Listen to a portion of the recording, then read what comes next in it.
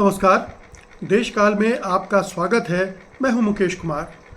दोस्तों, चुनाव आयोग की स्थिति धृतराष्ट्र की तरह हो गई है। मुख्य चुनाव आयुक्त राजीव कुमार धृतराष्ट्र की तरह व्यवहार कर रहे हैं। वो अपने दुर्योधनों दुशासनों के करतूतों को नहीं देख रहे हैं, उससे आंख मूंदे हुए हैं। उनकी आंखों पर पट्टी बंधी हुई है। वो उनके पापों को नज़रअंदाज कर रहे हैं, उनके खिलाफ कोई कार्रवाई नहीं कर रहे हैं। और ये आम धारणा बनती जा रही है कि चुनाव आयोग पक्षपातपूर्ण ढंग से व्यवहार कर रहा है। उसका रवैया सत्तारूढ़ दल के प्रति एक दूसरा होता है और जो विपक्षी दल होते हैं उनके लिए उसके दूसरे मानदंड होते हैं, दूसरे पैमाने होते हैं। वो चुनाव आचरण संहिता के उल्लंघन के मामले में ये बार बार उस कसौटी पर चुनाव आयोग खरा नहीं उतर रहा है। अब फिर कुछ राज्यों में चुनाव हैं, 2 राज्यों में चुनाव हैं, कई जगह उपचुनाव हैं और हम देख रहे हैं कि चुनाव आयोग का व्यवहार बिल्कुल उसी लाइन पर चल रहा है।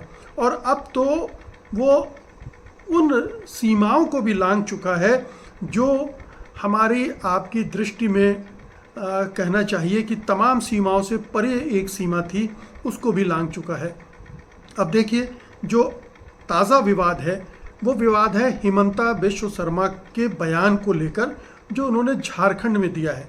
बयान कह लीजिए या पब्लिक स्पीच कह लीजिए, चुनावी रैली को संबोधित करते हुए उन्होंने इस तरह की भाषा और इस तरह के लफ्ज़ों का इस्तेमाल किया है कि वो हेट स्पीच का एक ऐसा नमूना हो सकता है जिसको कहीं भी आप पेश कर सकते हैं। उसकी पूरी भाषा, उसका पूरा जो अंदाज बयां है उसमें नफ़रत भरी हुई है। और नफ़रत ही नहीं बल्कि वो पूरी तरह से विभाजनकारी भी है, समुदायों के बीच में विभाजन पैदा करने वाला है। विशुद्ध रूप से कहें तो ये हिंदू मुसलमान के बीच वैमनस्य पैदा करने वाला, हिंसा पैदा करने वाला, टकराव पैदा करने वाला और अविश्वास को बढ़ाने वाला है। इसीलिए जो इंडिया गठबंधन के दल हैं उन्होंने चुनाव आयोग से इसकी शिकायत भी की है कि इस तरह की हेट स्पीच को आप कैसे नज़रअंदाज कर रहे हैं, आप कोई कार्रवाई इसके खिलाफ क्यों नहीं कर रहे हैं। तो मैं पहले आपको हिमंता बिश्व शर्मा की वो लाइनें पढ़कर सुना देता हूं जो उन्होंने पब्लिक रैली में बोली हैं। वो कुछ इस तरह से हैं। हम हारेगा ना तो ये पीताम्बर, नीलांबर, सिद्धू, कान्हू, बिरसा मुंडा की भूमि को अरफान, इरफान, अंसारी, आलमगीर आलम लूट लेगा। ये लोग हमारी बेटियों को लूटा, हमारी ज़मीन को लूटा, हमारी सरकार को लूटा, हमारे अहंकार को लूटा। हमें आवाज़ उठाना है, हमें एक होना है। अब ये देखिए पूरी कितनी खतरनाक भाषा है। सीधे सीधे टारगेट किया जा रहा है, कहा जा रहा है नाम लेकर। आपको मतलब इसमें कहीं कोई दुविधा नहीं होनी चाहिए। कोई ये ऐसा नहीं कि ये द्विअर्थी मामला है। साफ साफ हिंदू और मुसलमान 2 तरह के नाम उन्होंने गिनाए और उनके और दूसरे समुदाय यानी मुस्लिम समुदाय के लिए कहा लूट लेगा ये लोग। हमारी बेटियों को लूटा, ज़मीन को लूटा, हमारी सरकार को लूटा, हमारा अहंकार को लूटा। अब ये लुटेरे लेबल चिपकाया जा रहा है मुसलमानों पर। कितनी खतरनाक बात है कि एक प्रदेश का मुख्यमंत्री, वो एक संवैधानिक पद पर बैठा हुआ है। उस पद की अपनी एक गरिमा होती है, एक मर्यादा होती है और एक जिम्मेदारी भी होती है, क्योंकि आप शपथ लेकर उस पद पर बैठे हैं जिसमें आप किसी जाति, धर्म, रंग के आधार पर किसी के साथ भेदभाव नहीं करेंगे। लेकिन हेमंत बिश्व शर्मा इस तरह की ज़ुबान में, जहरीली ज़ुबान में इस तरह की बात कर रहे हैं चुनाव के दौरान, और चुनाव आयोग खामोश है। वो अंधा है, बहरा है, कुछ बोल नहीं रहा है, कोई एक्ट नहीं कर रहा है, अपनी तरफ से कोई नोटिस नहीं ले रहा। ये वीडियो वायरल हो रहा है और कोई इसके लिए प्रमाण की ज़रूरत नहीं है कि कहा है कि नहीं कहा है, कहाँ छपा है, इसकी कोई ज़रूरत नहीं है। पूरे सोशल मीडिया पर ये वायरल हो रहा है और ये इतना पर्याप्त है अगर कोई ईमानदार मुख्य चुनाव आयुक्त होता राजीव कुमार की जगह चुनाव आयोग की तरह फंक्शन कर रहा होता, स्वतंत्र चुनाव आयोग की तरह, तो इस आधार पर ही हेमंत बिश्व शर्मा को प्रचार करने से रोक देता कि वो प्रचार नहीं करेंगे अब इस चुनाव में, उनको बाहर भेज देता। लेकिन हेमंत बिश्व शर्मा बार बार झारखंड में है, बार बार इसी तरह की भाषा में बात कर रहे हैं। और ठीक है कि आपकी पार्टी ने वहाँ घुसपैठियों का एक मुद्दा बना रखा है जो कि पूरी तरह से फर्जी है, झूठा है, आंकड़े उसको सपोर्ट नहीं करते हैं। और आप तो 10 साल से सरकार में हैं, 10 साल से आपने क्या किया? आपने अगर घुसपैठिए हैं तो उनको निकालने के लिए कितने घुसपैठिए निकाले? 1, 10, 100, 5, 50, 500 नाम गिना सकते हैं? कोई घुसपैठिया नहीं निकाला गया। तो आप केवल शोर मचा रहे हैं, भय पैदा कर रहे हैं, नफरत पैदा कर रहे हैं, विभाजन पैदा कर रहे हैं, इसका कोई प्रमाण नहीं है। और हेमंत बिश्व शर्मा लगातार ये करते रहे हैं। असम में इसी भाषा में बात कर रहे हैं, इसी जुबान में उन्होंने पूरे असम में जहर घोल रखा है। और अब भारतीय जनता पार्टी उनका इस्तेमाल झारखंड में कर रही है और झारखंड में वो यही सब कर रहे हैं। हालांकि इंडिया गठबंधन के घटकों ने चुनाव आयोग को कंप्लेन कर दी है, लेकिन हम सब जानते हैं कि चुनाव आयोग विपक्षी दलों द्वारा की गई किसी भी कंप्लेन का नोटिस भी नहीं लेता है। विपक्षी दलों ने करीब 1.5 साल पहले, लगभग 2 साल पहले चुनाव आयोग से समय मांगा था कि हम ईवीएम पर आपसे बात करना चाहते हैं। आज तक उनको मिलने का समय नहीं दिया इस चुनाव आयोग ने। आप समझ सकते हैं कि ये चुनाव आयोग कितने घटिया स्तर पर जाकर काम कर रहा है। तो ये एक भयानक किस्म का जहरीला बयान था और उसके आधार पर न केवल उनको प्रचार से रोका जाना चाहिए था, बल्कि उनके खिलाफ मामला दर्ज होना चाहिए था और इस आधार पर उन्हें जेल भी भेजा जा सकता है।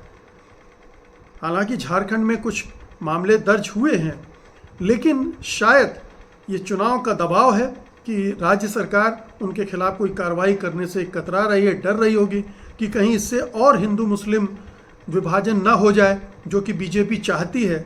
इसलिए वो खामोशी के साथ अपने मुद्दों पर बात कर रही है, हिंदू मुसलमान पर बात नहीं कर रही है।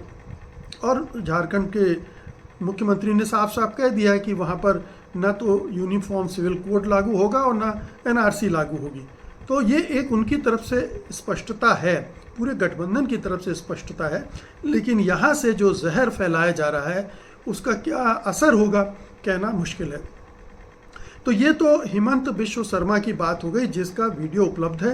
एक और वीडियो की मैं बात करना चाहूँगा और वो है मिथुन चक्रवर्ती का वीडियो, जो कि बंगाल में एक सभा के दौरान जो भाषण उन्होंने दिया उसका वीडियो है। और ध्यान रखिए, ये भाषण उन्होंने उस समय दिया था जब गृह मंत्री अमित शाह स्टेज पर मौजूद थे। वो वीडियो भी वायरल है। उस वीडियो को भी आप देख सकते हैं कि वह उसमें किस तरह की जहरीली भाषा का इस्तेमाल मिथुन चक्रवर्ती अल्पसंख्यक समुदायों के लिए कर रहे हैं। मिथुन चक्रवर्ती जो कभी नक्सलाइट हुआ करते थे, अब पूरी तरह से हिंदू फंडामेंटलिस्ट हो गए, कट्टरपंथी हो गए हैं।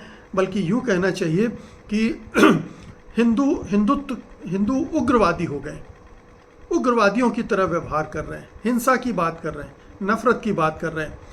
उनका मैं एक बयान आपको सुना देता हूं जो वायरल है। यह भी मैं बता दूं कि दादा साहब फाल्के पुरस्कार अभी इस व्यक्ति को दिया गया है अभिनय के नाम पर, जो कि उनको आता नहीं है। घटिया फिल्मों के नायक रहे हैं वो, केवल एक फिल्म ठीक ठाक रही, मृगया, बाकी सब बकवास फिल्में रही उनकी, डिस्को डांसर से लेकर अंत तक। और उस आदमी को दादा साहब फाल्के पुरस्कार केवल इसलिए दिया कि उसको बंगाल की राजनीति में, चुनाव में इस्तेमाल करना है। और मिथुन चक्रवर्ती बखूबी इस्तेमाल हो रहे हैं, अपने घटिया स्तर पर होकर ये साबित कर रहे हैं कि मैं वफादार हूँ। उन्होंने क्या क्या उसको सुन लीजिए।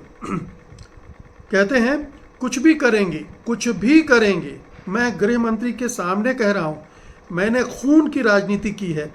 वे कहते हैं कि हम 70% हैं और हिंदू 30%, हम काटकर भागीरथी में फेंक देंगे। ये उस बयान का जिक्र किया जा रहा है जो कहा जाता है कि टीएमसी के एमएलए हुमायूं कबीर ने दिया था, और उसको लेकर बवाल खड़ा हो गया था। इस पर मैं बाद में आऊँगा, लेकिन पहले बयान आपको पूरा सुना देता हूँ। फिर वो आगे कहते हैं, मैं कहता हूँ कि हम तुम लोगों को काट देंगे और भागीरथी में नहीं फेंकेंगे, क्योंकि वो हमारी माँ है। हम आपको ज़मीन में फेंक देंगे। आप हमारे झाड़ का एक फल तोड़ोगे तो हम आपके झाड़ का 4 फल तोड़ेंगे। हम भी वो तैयारी करेंगे कि वे वोट भी ना दे सकें। अब समझ लीजिए इसमें क्या क्या है। अगर टीएमसी का एमएलए हुमायूं कबीर इस भाषा में बात कर रहा था तो उसके खिलाफ भी कार्रवाई होनी चाहिए। अगर उसके प्रमाण मौजूद हैं तो इलेक्शन कमीशन को कार्रवाई करना चाहिए, राज्य सरकार को कार्रवाई करना चाहिए, केस दर्ज होना चाहिए और जो भी कानून के तहत कार्रवाई होनी चाहिए वो होनी चाहिए। लेकिन उसके जवाब में अगर मिथुन चक्रवर्ती गृह मंत्री अमित शाह की उपस्थिति में इस तरह की बात कह रहे हैं तो मिथुन चक्रवर्ती भी जिम्मेदार हैं। उनके खिलाफ भी मामला दर्ज होना चाहिए और गृह मंत्री अमित शाह जिन्होंने ना तो उनको रोका और ना ही अपने भाषण के दौरान उसका विरोध किया, खंडन किया या उनको रोका या उनके बयान को खारिज किया, यानी उन्होंने अपनी सहमति उस बयान से जताई। तो ये 2 नेता हैं, 2 राज्यों में इस तरह की भाषा का इस्तेमाल कर रहे हैं। एक तीसरा और पक्ष में बता दूं, महाराष्ट्र में चुनाव के ठीक पहले पूरे मुंबई में पोस्टर लग गए थे, बटेंगे तो कटेंगे, योगी आदित्यनाथ के फोटो के साथ। इस पोस्टर का मतलब भी आप समझ गए हैं, बटेंगे तो कटेंगे, वो भी बांटने वाला और काटने वाला बयान है। आप समझ रहे हैं ना, हिंदू मुसलमान 80-20 के में बांटना और फिर मुसलमानों को काटना, ये उनका मतलब है उस बयान का।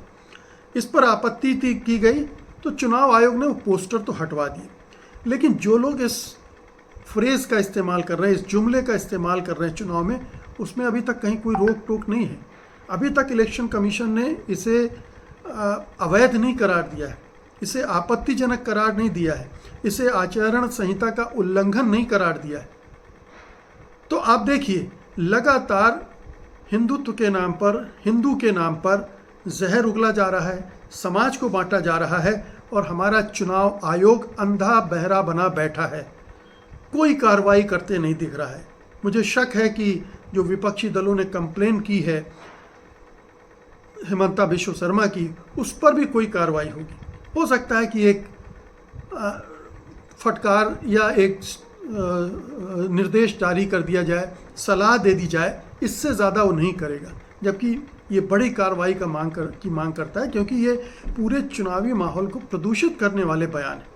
ये इस आधार पर चुनाव नहीं होने चाहिए। ये पूरे समाज को, देश को बांटने वाला, और मैं तो यहाँ तक जाकर कहूँगा कि ये देश विरोधी बयान है, ये देशद्रोही बयान हैं। जो भी बयान, जो भी हरकत देश को बांटती है अंदरूनी तौर पर, वो देश के खिलाफ है, समाज के खिलाफ है, देश के खिलाफ है। और हिमंत बिश्व शर्मा हो या मिथुन चक्रवर्ती हो या योगी आदित्यनाथ हो या इस तरह की भाषा में बात करने वाले गिरिराज सिंह हो, इन सब के खिलाफ कार्रवाई होना चाहिए। अगर इलेक्शन कमीशन कार्रवाई नहीं करता है तो सुप्रीम कोर्ट को सुओ मुट्टो इसका संज्ञान लेना चाहिए और अपनी तरफ से हस्तक्षेप करना चाहिए। अगर वो नहीं करता है तो वो भी अपनी जिम्मेदारी से बच रहा है, वो भी अंधा बना बैठा है। न्याय की देवी की आंखों से पट्टी ज़रूर खोली गई है, लेकिन जो न्यायाधीश हैं, जो न्याय व्यवस्था है, उसके आंखों पर जो पट्टी बंधी है वो कब खुलेगी और चुनाव आयोग को वो कब कहेगा कि इस पर कार्रवाई करो। ये बहुत सारे गंभीर सवाल हैं जो इस पूरे मामले से उठ रहे हैं। उम्मीद है कि आप भी मुझसे सहमत होंगे और अपनी राय इस वीडियो के कमेंट बॉक्स में जाकर ज़रूर देंगे। बहुत बहुत शुक्रिया आपका, धन्यवाद, नमस्कार।